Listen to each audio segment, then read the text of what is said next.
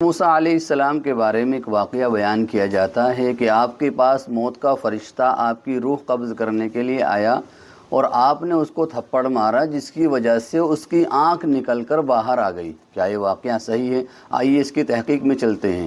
جواب یہ ہے کہ یہ واقعہ بالکل صحیح ہے۔ صحیح بخاری اور صحیح مسلم کے اندر یہ حدیث موجود ہے۔ وہ حدیث میں آپ کے سامنے پیش کر رہا ہوں، آپ حدیث دیکھتے جائیے اور ترجمہ بھی میں آپ کے سامنے کر دیتا ہوں، وہ بھی آپ سنیے۔ حضرت ابو ہریرہ رضی اللہ تعالیٰ عنہ فرماتے ہیں کہ موت کے فرشتے کو حضرت موسیٰ علیہ السلام کی طرف انسانی صورت میں بھیجا گیا۔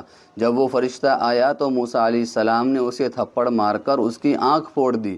وہ اپنے رب تعالیٰ کے پاس واپس گیا اور عرض کیا، اے اللہ، تو نے مجھے ایسے بندے کی طرف بھیجا جو مرنا نہیں چاہتا۔ اللہ تعالیٰ نے اس فرشتے کی آنکھ درست فرما دی اور فرمایا، ان کے پاس دوبارہ جا اور انہیں کہہ کہ اپنا ہاتھ کسی بیل کی پشت پر رکھیں۔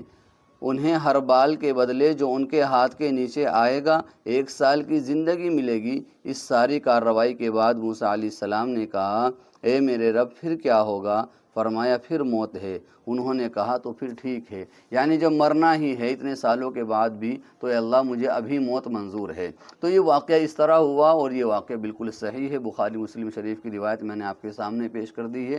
صاف طور پر اس سے معلوم ہو گیا پورا واقعہ کس طرح ہوا۔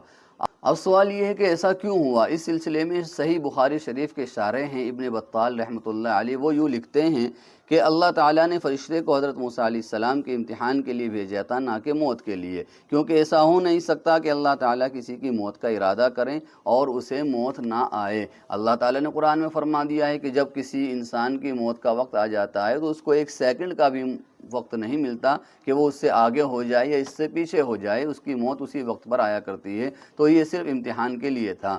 اور امام نووی رحمۃ اللہ علیہ نے بھی سلسلے میں اپنی تحقیق ظاہر فرمائی ہے۔ انہوں نے یہ وجہ بیان فرمائی کہ در حقیقت اس میں تھپڑ کھانے والے فرشتے کا امتحان تھا، یعنی اللہ تعالیٰ کے مقدس انبیاء کرام علیہم السلام کی روح قبض کرتے ہوئے پہلے اجازت لی جاتی ہے، یوں جا کر براہ راست روح کی حوالگی کا مطالبہ نہیں کیا جاتا، اور اللہ تعالیٰ جس کا چاہیں امتحان لیتے ہیں۔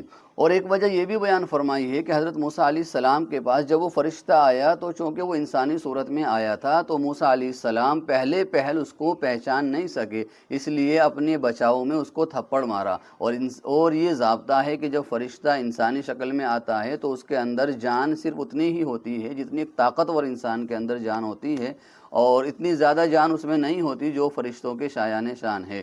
تو موسیٰ علیہ السلام بھی ایک طاقتور انسان تھے، جب انہوں نے اس کو تھپڑ مارا تو اس کی آنکھ نکل کر باہر آ گئی اور وہ فرشتہ اس تھپڑ کی تاب نہ لا سکا، اتنی طاقت نہ رکھ سکا، اس لیے ایسا ہوا۔